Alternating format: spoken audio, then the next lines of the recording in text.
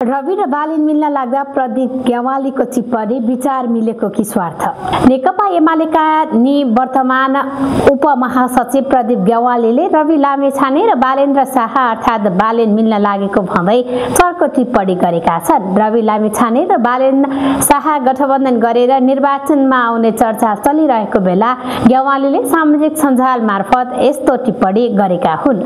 उनले लेखेका छन्, विचार मिल्नेहरू पनि एकै ठाउँमा उभिनु राम्रो हो। उसो त विचार मिलेको हो कि स्वार्थ त समयले नै बताउला। त्यसमाथि सिंहदरबार जलाउने या जल्दा उत्सव मनाउनेहरू पनि लोकतान्त्रिक प्रतिस्पर्धाबाट त्यही सिंहदरबार पुग्न खोज्नु सकारात्मक हो।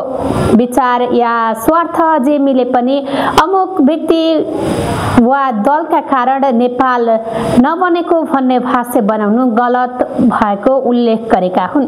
आजसम्म नेपाल नबनेकै अमुक व्यक्तिहरू नमिलेर हो। जस्तो कि दक्षिण भारतीय चलचित्रमा देखिन्छ नि, कुनै नायक रङ्गमञ्चमा उत्रेर ढाक खुट्टा बजार्छ, तुफान सिर्जना हुन्छ अनि सबै खाले खलनायक सुत्तर हुन्छन्, ग्यावालीले लेखेका छन्।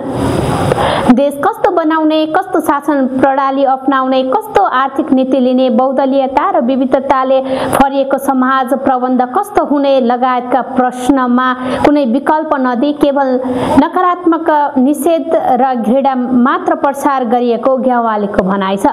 यी सबै दृष्टान्त देख्दा ग्यावालीले माओवादी हिंसात्मक द्वन्द्वका समयमा जनसरकार घोषणाका समाचार सङ्कलन गर्न मिडियाले हेलिकप्टर चार्टर गरेको समेत स्मरण गरेका हुन्।